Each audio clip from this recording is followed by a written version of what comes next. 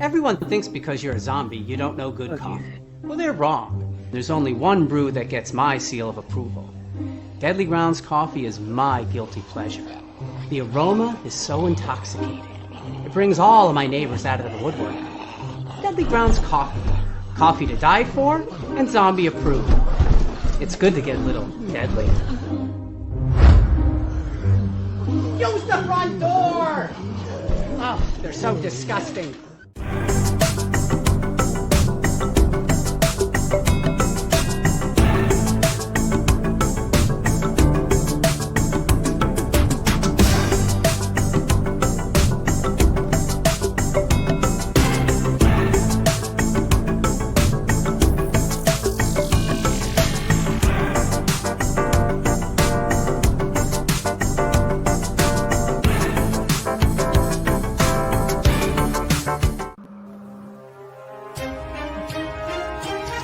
The Dorkening and all affiliated shows are not intended for anyone under the age of 18.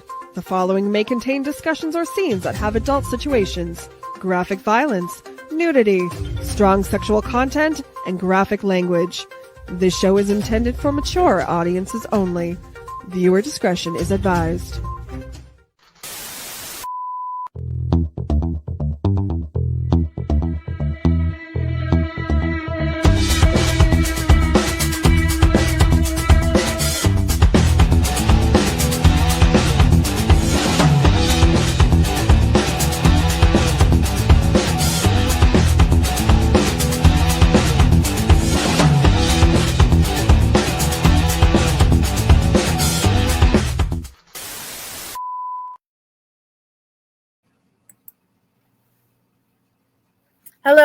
Hello, my lovelies, and welcome back to another episode of Unprinted Pages.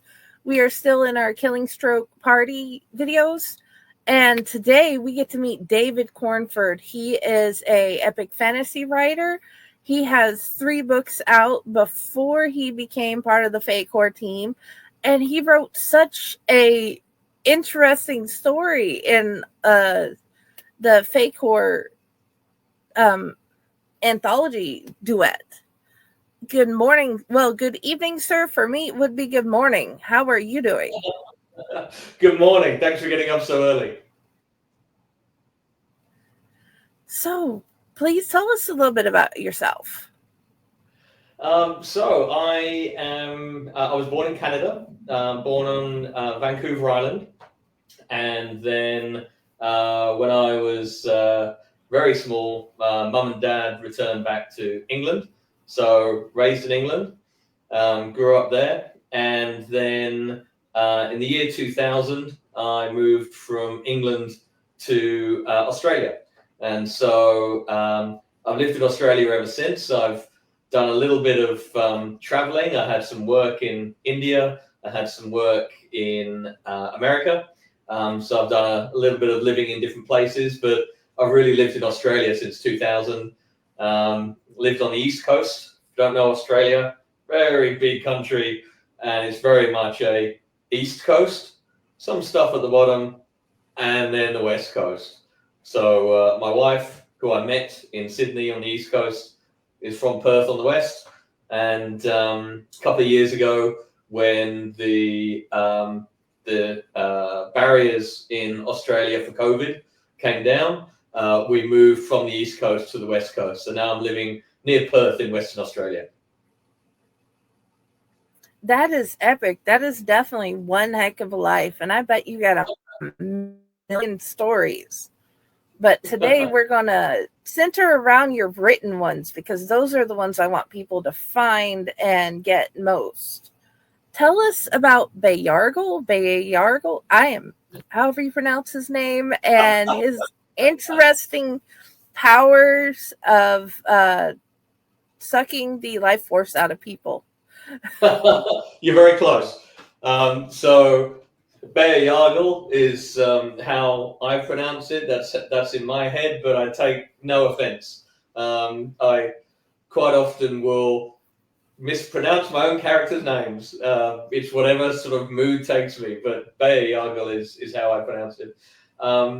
In the anthology, it's actually he is a character from one of my books.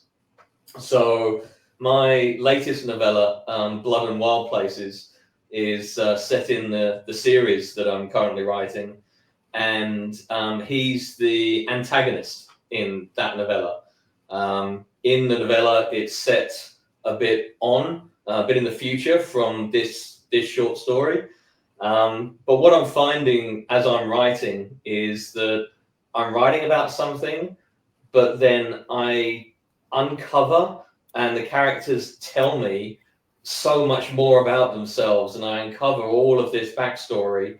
And that's what happened with this character. I had written him in a certain way, and I kind of went back to him and went, there's just so much depth and so much history to this character that makes him the way that he is in Blood and Wild Places, the novella. And I wanted to tell that story.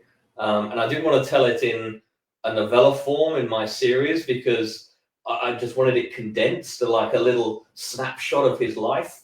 And so this was the perfect opportunity to kind of focus in on what makes him the way that he is in the future.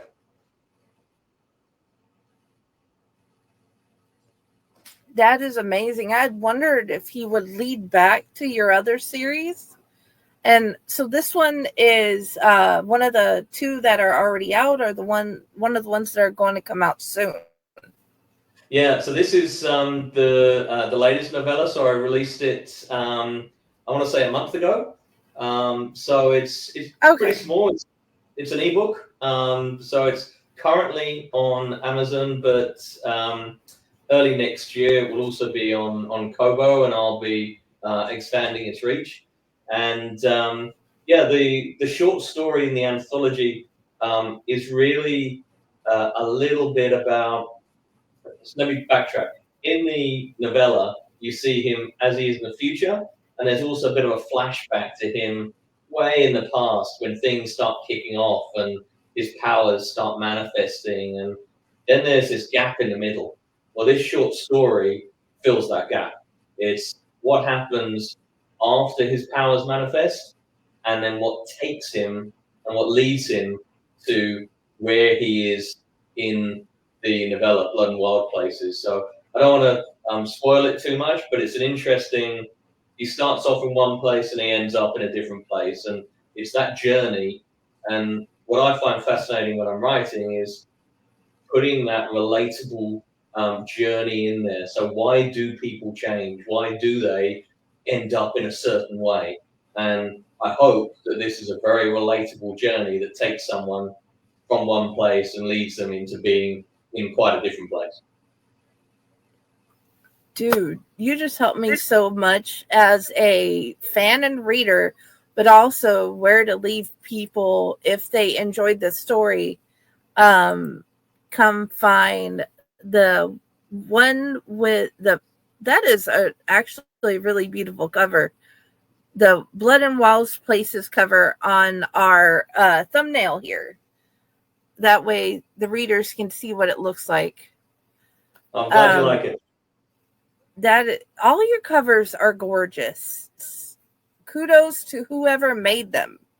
Well, I actually had one artist for the book one of my series, which I've got up on my wall here, and this is the books. So that was one artist, and there we go up here. It's a pretty epic fight scene with a dragon and something that is very much not a dragon. So that was one artist. That artist also did the book cover for my first novella, which is The Forge. And then Blood and Wild Places was done by a different artist. But it's always a challenge trying to find an artist where you've got a story and you've got characters in your head. And to you, they look a certain way and they act a certain way and they've got a certain thing about them. And then you go to someone who's never been in your head and has never read these characters, and you go, give me that. That's exactly what I want. So I'm really happy with the artists that I found. They've managed to take what was in my crazy mind and bring them to life. You are the second author that I've had on the show that has their book cover behind them, which is really cool and one of the coolest things I've ever seen. I hope to one day find an artist that can do that. Oh no, my wife did this for me. Not the art, but did the print for me. And I won't try and move my my camera, but I also have similar size on the other wall. The map from my first novel, which was done by another artist. So this is my little den where I get to close the world off and put some what I consider absolutely amazing rock music on, but my wife will disagree. And then I just get to create. My husband and I have been lucky in agreeing what music is really good for both of us. So at some point, yeah, definitely want to find out. Do you have a playlist that you wrote for these stories? Good question. I've got a couple of artists that I listen to regularly. They're my favorite artists, which are very much inspirations and almost muses for my writing. They just motivate me. So the first one is probably someone that no one will have heard of, but it's an English band called Magnum, like the gun Magnum and Magnum PI, who fairly old band. They're still playing, but they are just absolutely amazing. Very very emotive. It's rock music, but they do songs about war and loss and also heartbreak, and it's just fantastic. And I put a dedication in my first book to the band, and I sent them a copy of my first book, and I was very lucky to have the lead singer, whilst he was on tour in his tour bus, sent me a photo of him holding my book, which is going to be the next thing for the walls in here. That is epicness incarnate. Okay, how do we go from this story from the novella, and how does that lead into your other two books, story-wise? So it's an interesting journey. I wrote my first book, which is Chosen of the Dark Realm, which is the cover. So I wrote that. Took a couple of years. My first ever novel. I've written short stories, but writing a novel is quite a different beast. There's a lot of nuances, and you've got lots of threads that you've got to thread to. So it took a while. But whilst I was writing that, I just kept filling or backfilling it with all this lore. And it was, why is this world the way that it is? And what's the background to the evil stuff? And what's the background to the good stuff? And why is there a kingdom here? And all this kind of thing. And I finished the first book, but I ended up with so much backstory. And what I realized through that whole process was that actually what I'd written wasn't the start of the story at all. What I'd written is kind of like almost middle-ish, and there's all of this other stuff. And I was kind of at this point where, well, what do I do? Do I just keep that to myself, or maybe do social posts or something? But it really needs to be heard, because it really deepens the world and the characters that I'm writing. So the first book is book one of the series, and the series is called The Great Plan. And of course, whilst I was writing that, it was like, well, why is there a great plan? So the two novellas are set before it. So they're really starting to set the scene of what will eventually be Chosen of the Dark Realm. What I'm currently writing is, again, a book that's before it. So it's not your traditional way of writing, but I'm actually writing I'm writing the prequel to this one. So what you're going to end up with is the novellas, which can be read as standalones. They're standalone stories. but they will directly lead into this prequel that I'm writing, and then this prequel finishes, and then Chosen of the Dark Realm picks it back up again and carries on. So not a traditional way of writing, but No. what's quite interesting is that any of them could be read as standalone novels. Like, you'll get a lot more if you read them all together, because it's like, wow, this is where the characters have come from. But you can read them separately. So that's the journey that it's all on at the moment. Okay. Is there a preferred reading order of the first two novellas? No, the two novellas pretty much happen at the same time. They're different characters, different settings. So they're different stories. They don't relate to one another at all. When I finish the prequel, then you'll see both those threads come in, and they will be in the prequel, and then you'll see those also come through into Chosen. But the novellas can be read either or. It doesn't matter which order you read them. Okay. That is good, because I've started with The Forge. Well, I hope you like it. It's a short one, but hopefully it gives you a taste. Oh, yeah. My whole entire plan is by the end of the month to have all of them together and figured out what's actually going on. Because I figured this guy has got to lead into somewhere in this world, because most authors, myself included, all the stories lead into something that I've published. And I'm still building that world, and I found out, hey, there's more stuff than I could ever expect.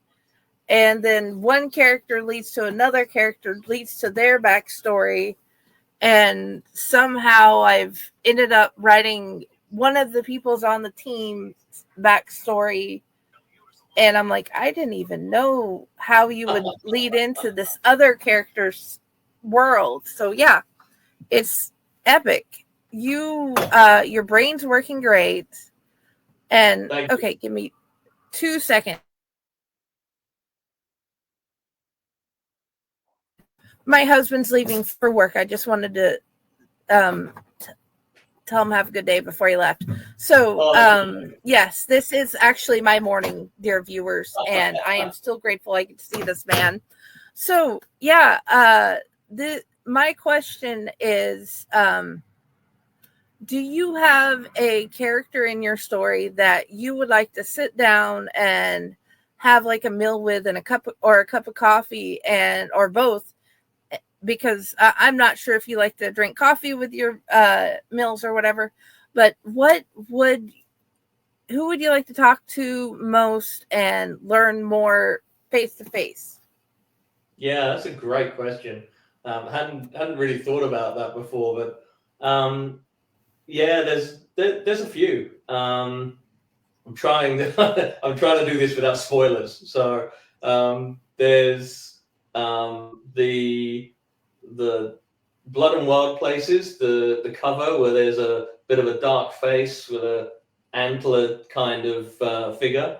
That character is very pivotal to the entire series, and it's another character that's on a journey. Comes from he goes through a lot, and I think that he's a character that I would definitely like to sit down and chat to at the beginning of the journey, and then fingers crossed maybe towards the end of the journey, but I can't say too much because it's a hell of a journey. So that's one character, and there's another character which is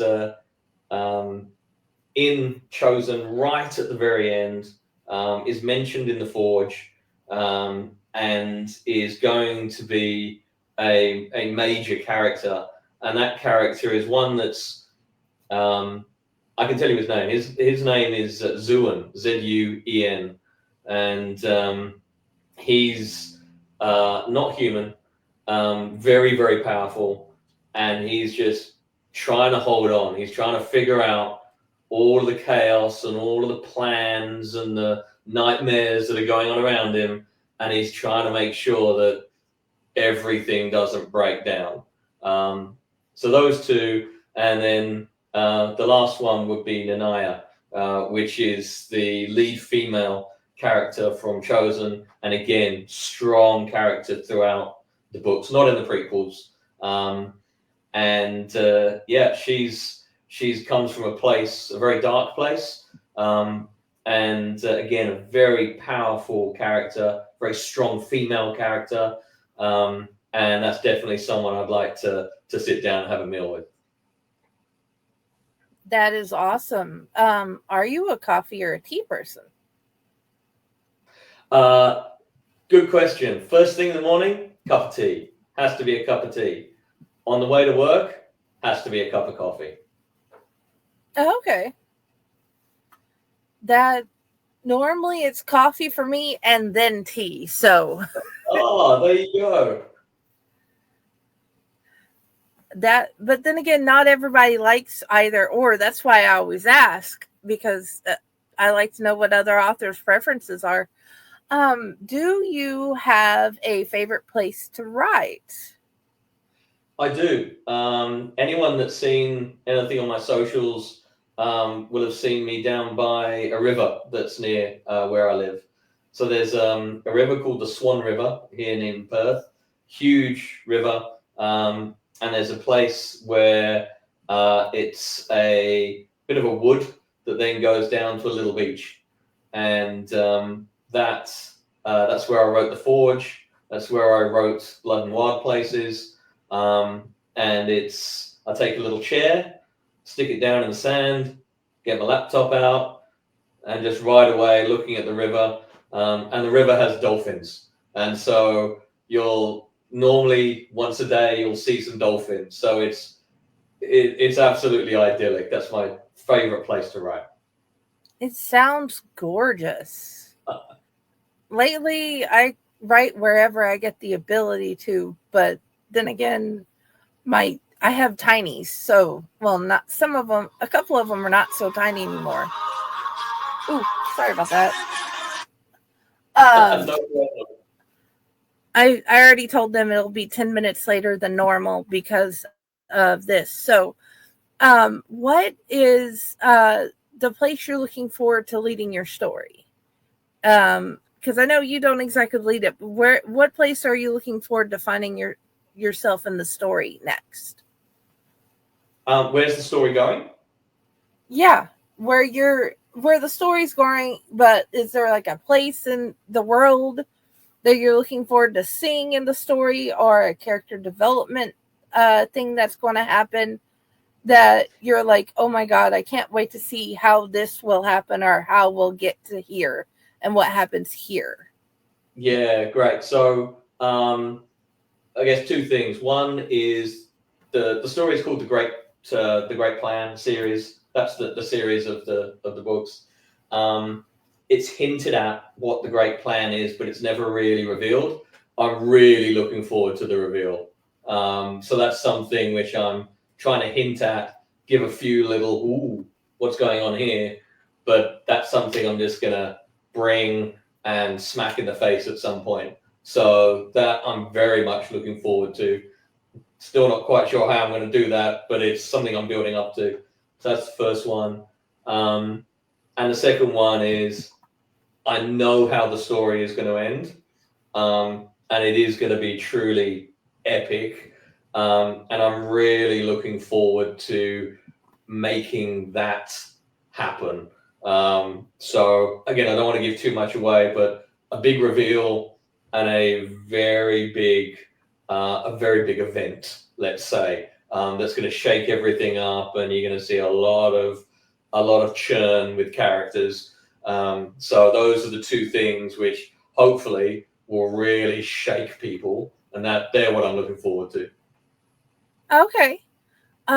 Is there a favorite quirky or fun character that you have in the story that you want more people to notice and be a bigger fan of?